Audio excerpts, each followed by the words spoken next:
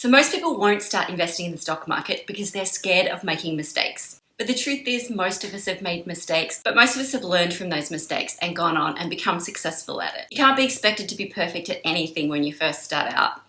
It's just life. So I asked my friends if they'd share some of their investing mistakes and the lessons they learned from them.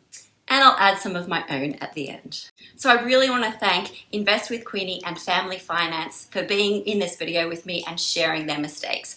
I really hope that you can learn from both their mistakes and mine. So not only what to avoid in your own investing journey, but to know at least that we all make mistakes and we can learn from them and move on and hopefully become successful in the future. I will leave all the links to my friends' channels in the description box below. First, we'll hear from Invest with Queenie, who's got some really interesting mistakes, and one I think is really going to resonate with a lot of people. But without further ado, here's Queenie. Hey Tracy, and thank you so much for having me on the channel. I am honestly such a huge fan of your content, and I think it's amazing what you've been able to achieve in your personal finances. And I love how you're sharing your personal finance journey with others to help inspire people. You've definitely inspired me. So let's get into the real juicy stuff and let's get into the tea about my biggest mistakes as a beginner investor. So for context, a little bit about me. I've been investing for 5 years. I'm currently 25 years old and I started investing when I was 20. My very first investment was $5,000 in a robo-advisor called StockSpot. So thankfully, I can happily say that my first investment was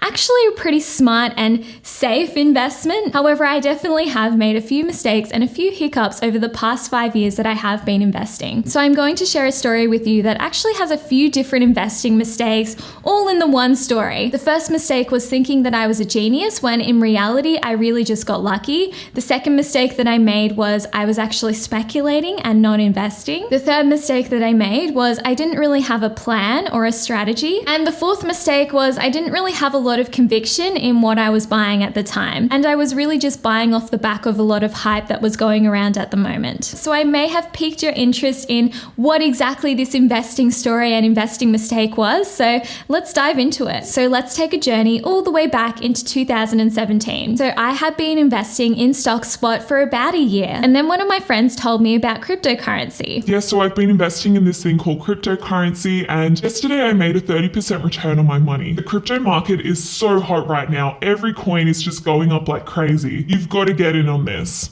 Not financial advice. What? 30% in a day? My ETFs over the past year have given me a 10% return. I've got to get in on this action. I'll sign up for an account tonight. And sign up for an account I did. I was essentially dollar cost averaging into crypto, and I wasn't really keeping track of how much money I was spending in crypto. And the crypto exchange that I was using never really told me what my overall gains were or potential losses. So that was my first mistake. I had no idea how much I was investing. I didn't have a strategy and I didn't even know what the returns were. I just kind of thought that I was making more money, but I didn't really know because I wasn't properly tracking it. So essentially, after I made my first investment in crypto, I think it was just starting to become the start of the bull run and I was making quite a lot of money. There was this point where I invested about $4,000 and within a couple of weeks or months, my $4,000 turned into $20,000, which was just incredible. I was so happy. But then pretty quickly, a couple of weeks later,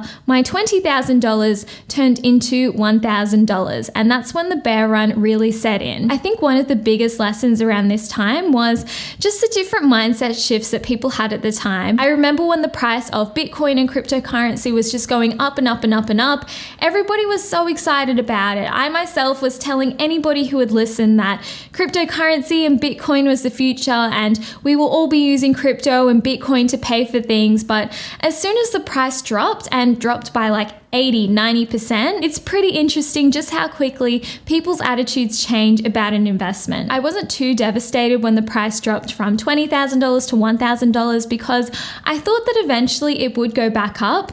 But after holding on for it for a couple of months, I realized that it probably wouldn't be going up anytime soon. So I ended up selling at a loss. And I guess that was another mistake. I didn't really have a strategy when it came to crypto.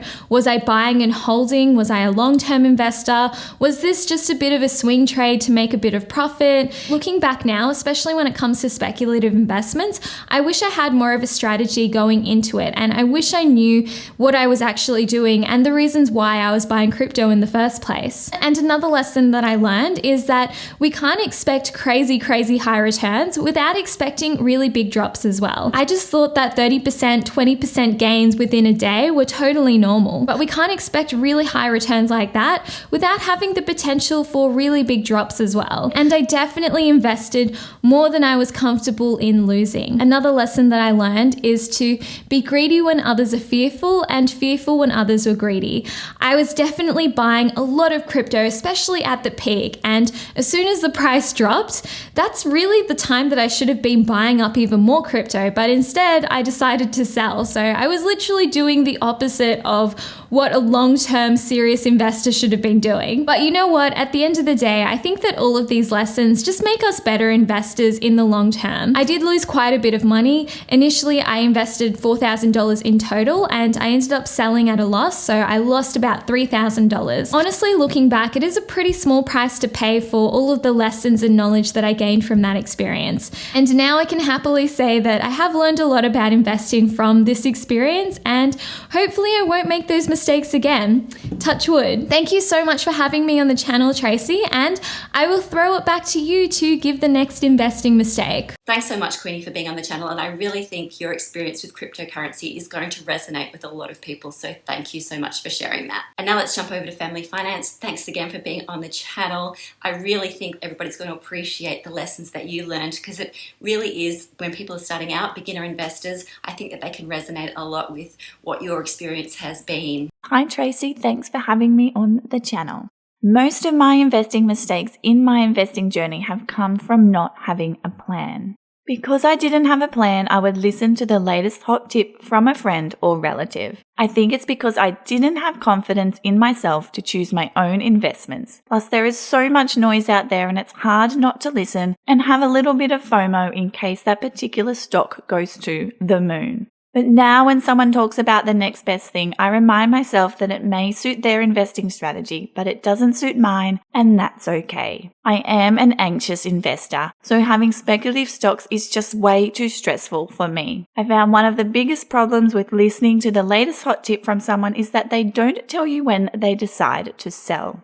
So I was so caught up in the hype of one of my speculative stocks that I actually purchased it twice. I remember the day clearly. The market had just opened and I thought I had to get in before it went up too much. So I placed my first order of $1,000, but it didn't go through. At the time, I didn't understand that you need a seller for it to go through. So I placed another order, and shortly after that, they had both gone through. And no, it wasn't some blue chip stock. It was a medicinal cannabis investment company. I wasn't too worried at the time because I thought it was going to make me heaps of money, but it just amplified my losses. So I sold those shares for $576. So I made a total loss of $1,394, which works out to be a 70% loss, or 49.06% per annum, which doesn't sound as bad. Thankfully, in the beginning, I was only investing $500 to $1,000 at a time, except when I bought double by mistake. And now I have a plan. Discovering FIRE or financial independence has helped me with that. And I now dollar cost average each month to take the emotion and temptation out of my purchases. Thanks for having me on the channel, Tracey. Let's do this again sometime.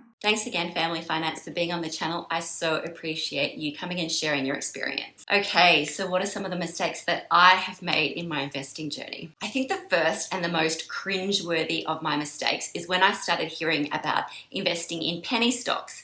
Now, the idea behind penny stocks are they're really low-cost companies. They might be only 1 cent, although there's not a lot of 1 cent companies in Australia, but really like 10 cents or something. And the idea behind it is they only have to go up, say 1 cent or 2 cents, and you've effectively nearly doubled your money. Yeah, no. For a start, stocks don't rise like that. Most stocks rise by percentage. They don't there's not across the board that everything goes up 10 cents or anything like that. Usually stocks go up by a percentage. So a stock might rise 3% or 4% or 10%. And that's the same with low cost stocks as well. They rarely double in price overnight. That's kind of rare. Mostly they go up by fractions of cents. So they're still going up by percentages or down by percentages, but they're not going up, they're not doubling in price. They're just going up by a percentage like a normal stock would do.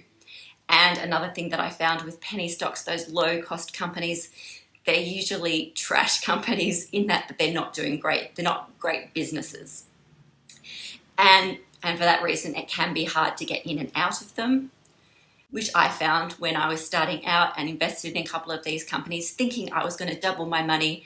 I did not. I ended up losing money. And I think the second mistake that I've made, and I've made this a few times over my investing journey, is just selling way too soon. I used to think that I wanted to lock in profit. So if a company went up 10%, I would sell quickly and take my 10% and get out. But there were so many times when those companies went on to make 15%, 20%, or even more over the next few weeks or the next few months. And I missed out on all of that extra money that I could have had if I had have kept holding. Now, sure, there are a couple of times where I locked in profit and that was the right decision, but more often was that I lost money by selling far too quickly. If I had have been patient and waited, I would have done much better. So now I rarely sell. I will only sell a company if the investing criteria no longer fits my strategy.